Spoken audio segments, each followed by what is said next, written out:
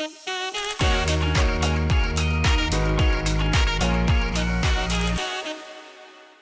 want to move on to our next speaker, Violaine Bigot, who is a jewelry specialist, used to work for Cartier, and has now been working for Chaumet, which is also a big jewelry brand located Place Vendôme, since October 2022.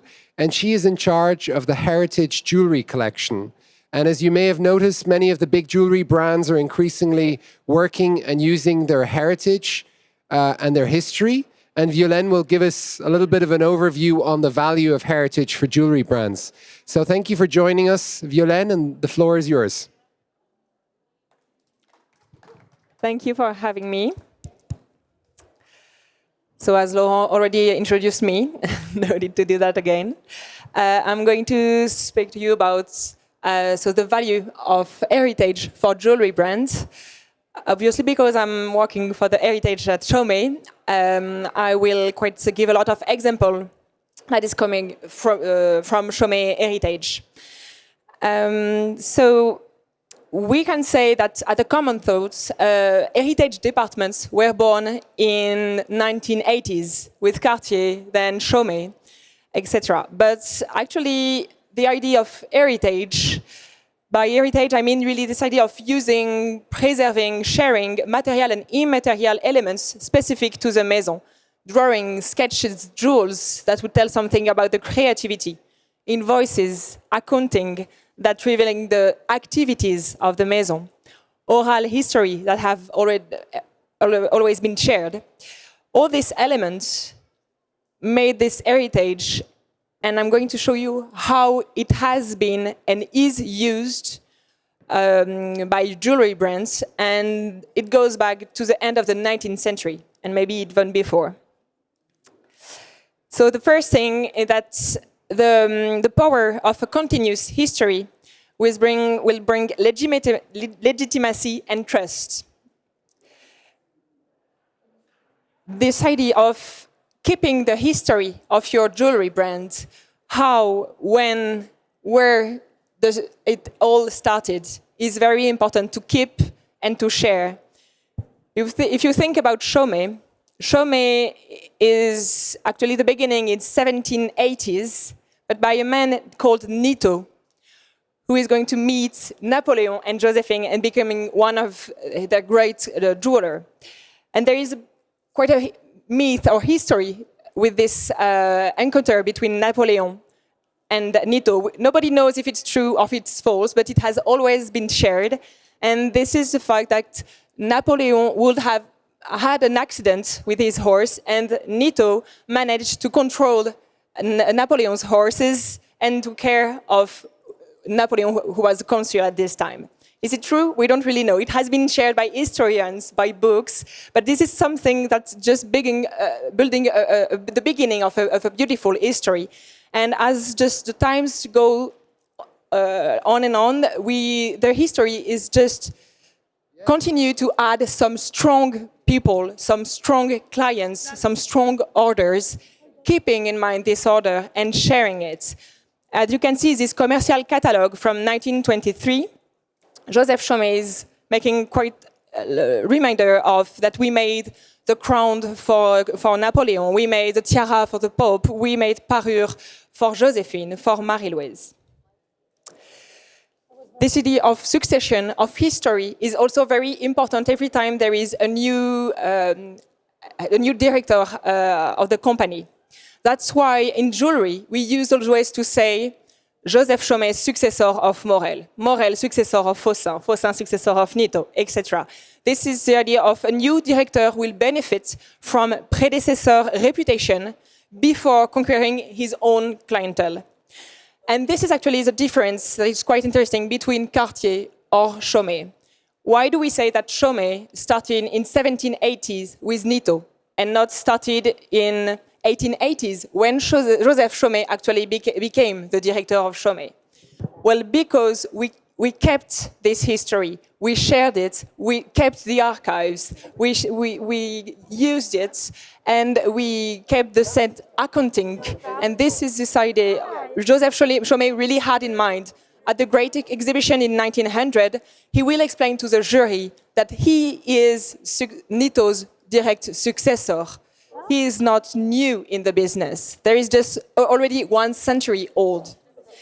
And Cartier, in 1847, Cartier is buying back Mr. Picard's workshop, who he was working in.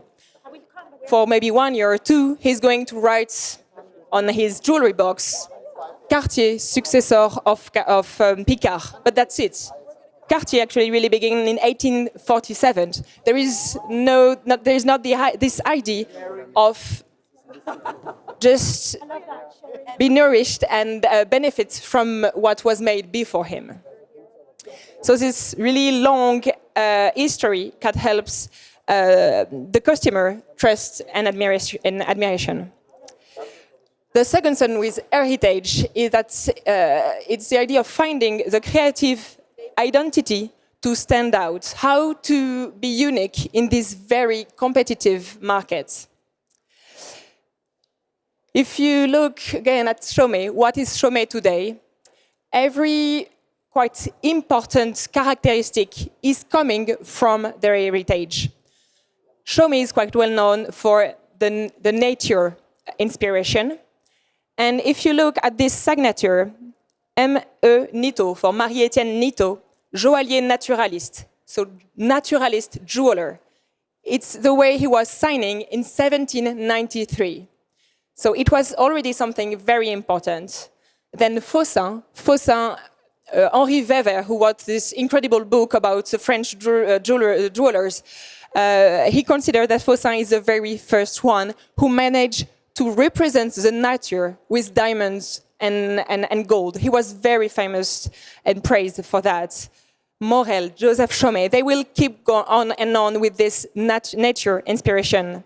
And what is quite interesting, if you look at what we made in 1993, this is the first jewelry collection that Chaumet made after being bought, after not being owned anymore by the Chaumet family. What is this first collection? A collection named Renaissance, and it's just about foliage, about leaves, about flowers. Last year, high jewelry collection, Les Jardins de Chaumet. So this is very important characteristic, and it makes sense. When you look back in their history, it does make sense. Empire, obviously, because our first important clients were Napoleon and Josephine. Empire is still very present.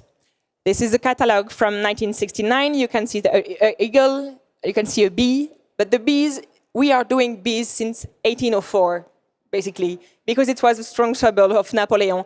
And we made so figurative bees, but also more abstract, like the one, the collection Be My Love, for the one who didn't get it, it's Be My Love, as a honeycomb motif for the bee.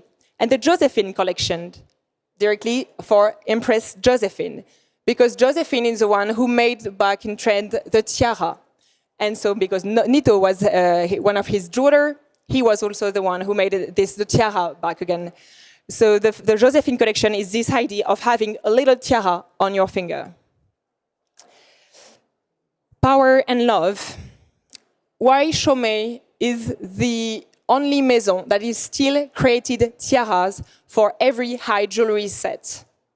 Necklace, bracelets, watch, ring, of course, but also a tiara.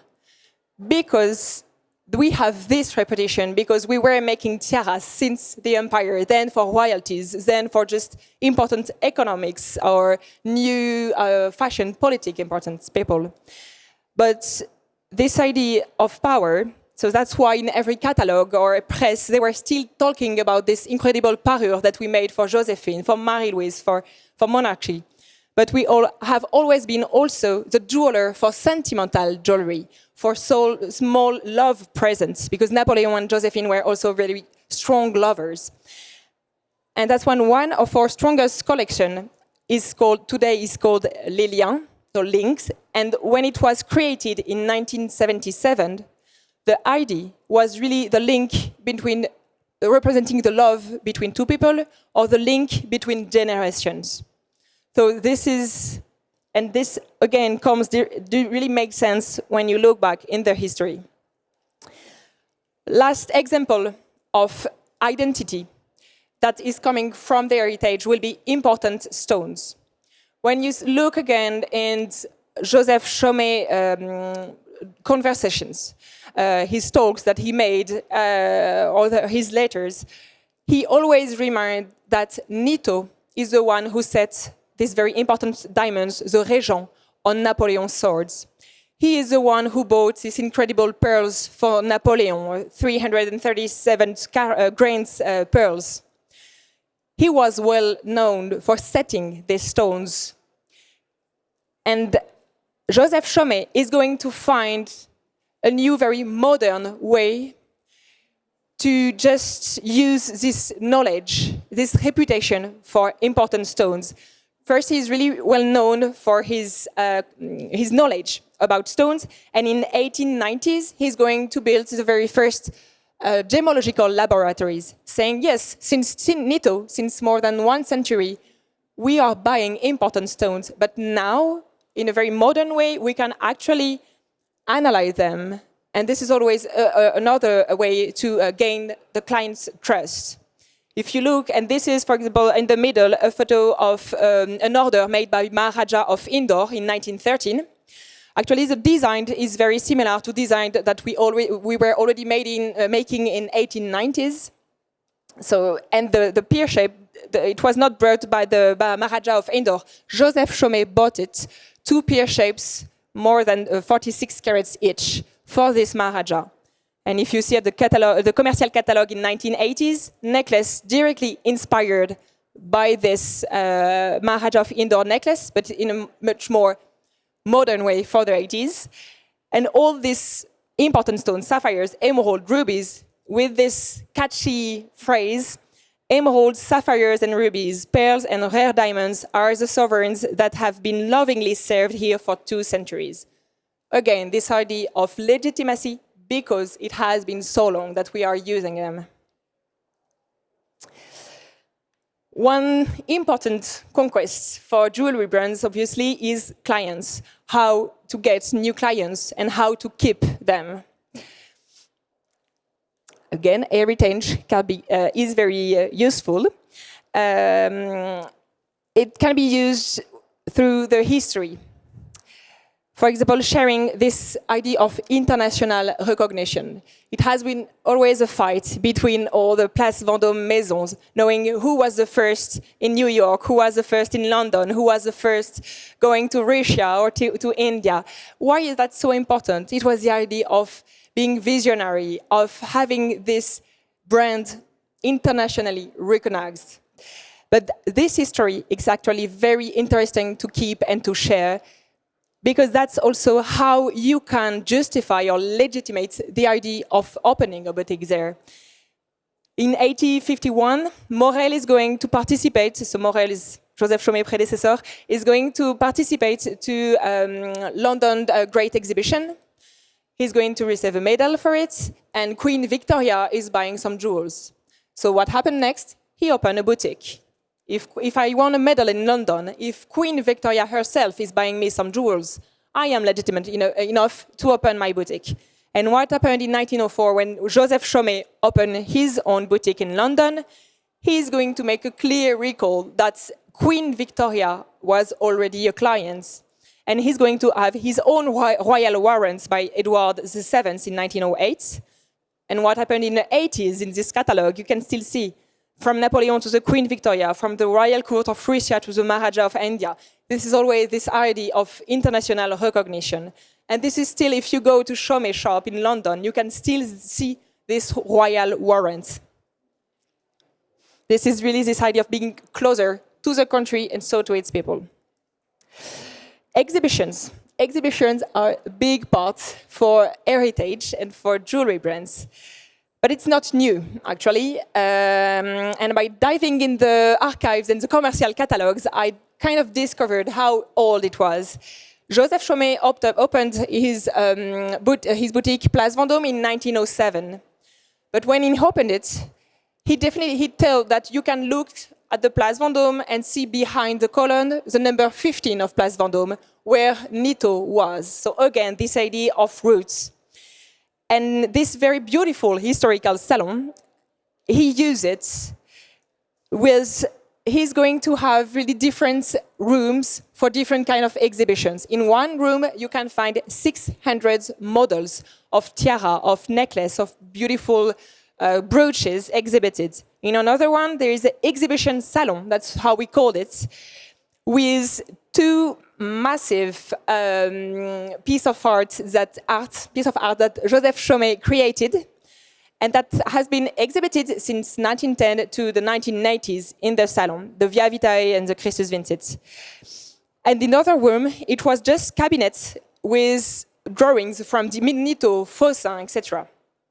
And what happened since the 20s, every contemporary jewel that was making, the clients were invited to come to this historical salon to have a nice recall of their history, but also to be able to compare it with what they were doing today. Commercial catalogue in 1923, you can see a little bit how the salon were and the kind of jewels they were exhibited. This quite incredible necklace, emerald necklace, with a 90 carats emerald on it. If you find it, please tell me. 1930, very interesting use of heritage again. 1928, Joseph Chaumet died. One of his sons, Marcel, is going to take over the company. To reassure the clients, to remember that Chaumet has always been there and is still here, he's going to have a brilliant idea. We kept in the Chaumet archives the drawing of the wedding rubies set that was made by Nito for Empress Marie-Louise for her wedding with Napoleon. And in 1929, Marcel Chaumet is actually going to make a replica of this parure, as he's going to invite all the clients to admire this replica, to just have the idea of how great we used to be, but also how great we are today. And he's going to, in this invitation, he's saying, and to establish a comparison with the manifestations of today's fashion, it will be exhibited at the same time new jewels and important stones. And this is an example of the bracelet that was exhibited at this time. Very contemporary one with new kind of diamonds cutting style, with baguettes, with navets, invisible setting that Joseph Chaumet invented in 1904, and not Van Cleef. In 1931, he is going to publish a full book about Chaumet history and send it to all of his clients. Again, really early but important way of thinking the heritage. So why 1980s is so important for heritage? Well, it's because it's quite rough years for all the jewelry business, and so rough years, so big use of heritage. 1980 for Chaumet is the bicentenary anniversary. So Chaumet is going to send a clear message to competitors and clients. Chaumet is one of the oldest and strongest. For that, there is a big renovation all of the historical salon. As you can see, it was the idea of showing the heritage in a way that was really relevant at this time, during the 80s. So you can see all this tiara putting in quite modern octagonal sets with historical drawings, and they started to buy back some Chaumet jewels to exhibit it. But meanwhile, while they are still talking about the replica of Marie-Louise that you can see worn by a model in the middle, they were also creating very creative new contemporary jewels, as this swan. This is a swan in bronze and gold, diamonds, and mother of pearls that is made so as a necklace. So this is really the beginning of heritage department, how we know it. And today, exhibitions are still very much in use. Chaumet is quite important in Asia, and this is also because in 2017, Chaumet made a beautiful exhibition in the Forbidden City. And since then, the clients never seen the brand the same way. It was really a beautiful exhibition that made people realize and see the brand in a new way. And last year, we made an exhibition called Golden Age. It was about the jewels made during the 70s. And it was a reminder of Chaumet creativity And it brought definitely new clients, but also a new energy for designers, for marketing. And the last one will be the idea of experience. As I told you, of course, it's important to make the transaction, to make the deal, but it's much more important to keep your clients.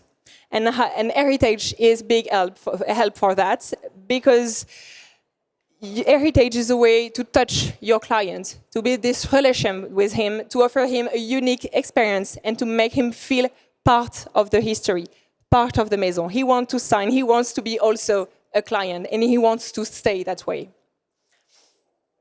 And this is today the kind of archives rooms or tiaras room when we can welcome the clients. So the last use of heritage is overcome and recreate. What does it mean? It means that during rough passes, during a crisis, heritage has always been very much in use. It helps to overcome and reinvent yourself. If you see Breguet in 1970s, Chaumet is going to bought Breguet and Pierre Sterlet. Why are they buying this kind of brands that was just going through a crisis? Because it was safeguarding a heritage. They bought it back just because of this heritage.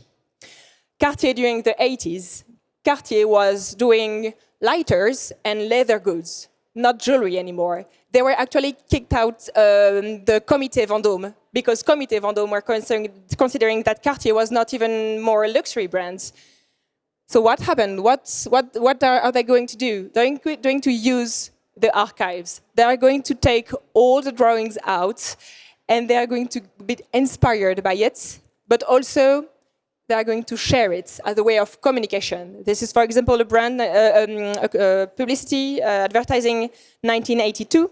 This is 1982 necklace, sapphire gold necklace, on 1921 drawings. Chaumet, in 1987, the Chaumet family had to sell the company. And when it's bought, the sentence will be, Chaumet will always be Chaumet, or new spirit of Chaumet. And if you read all the press that was going on at this time, they are going to say, we are going to just be Chaumet, but be what we have always been. So elegant jewelry, important stones, just pure jewelry. And today there is beautiful example of heritage, of importance of heritage, is that we can see more and more jewelry that was quite dead for some years, like Weber or Hovna, and they are going to be brought back to life. And this is only through heritage. There is an example of Weber, 1900 versus 2021. So, as a conclusion, as you can see, heritage is the idea of an investment in your own past that yields benefits in the present and the future. But you always have to use it in a way that is actually relevant today, in a modern way. And to find the balance between the value and the weight of heritage. You don't want to use heritage just to copy it, but you want to use it to find your own identity and your uniqueness. And this is today's challenge for old, we'll say, brands, to be this harmony between the years of experience and the most innovative creativity. Thank you.